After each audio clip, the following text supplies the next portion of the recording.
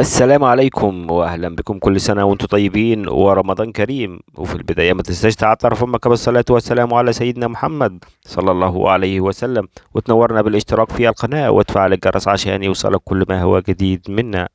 وفي هذا الفيديو هنتعرف على ما هو من جديد. لسه عامل العمليه طبيب الفنان محمد فؤاد يهاجم رامز جلال وحمل البرنامج كل المسؤوليه.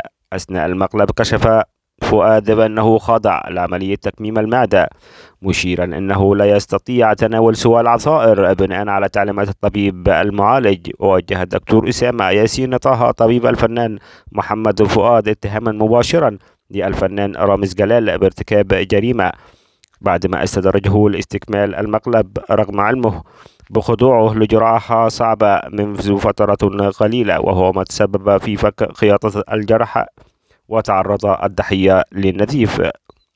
وقال الدكتور أسامة عبر حسابه الشخصي لموقع الفيسبوك: رامز جلال، مع كامل احترامي لمحتوى البرنامج، فأنا لست بناقد وغني ولست مؤهلا تماما أن أحكم على البرنامج، لأني طبيب وأحترم مهنتي ولا أتدخل في مهنة أخرى وأجعل فيها ما هو يتدفق للصواب من الخطأ. وتابع: ولكن عندما يعلن محمد فؤاد النجم الذي كثيرا نحترمه ومريضا من جهة أخرى، وكان قد تم قطع 15 يوما على إجراء العملية، وأن يكون رامز على دراية كاملة بأنه تعرض عملية كبرى، خصوصا إنها عملية تكميم. صحيح.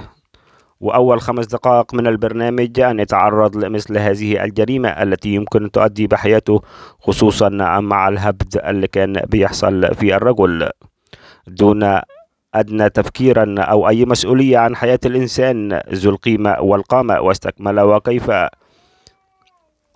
تتزل الأخلاق لمستوى القامة. واستكمل: وكيف ندرت الأخلاق لمستوى المسؤولية في سبيل إسعاد جمهور وهو ليس سعيدا، وهو عبارة عن فوضى عارمة لحقوق المرضى في التعافي. وكل الشكر والتقدير لمحمد فؤاد أنه استحمل اللي بيحصل، توفيق الخالق سبحانه وتعالى ورحمة. وكان مثلا لا قدر الله أن نفقد فنانا عظيما لمجرد اللهو والعبث والأخلاق. والسلام عليكم ورحمة الله وبركاته.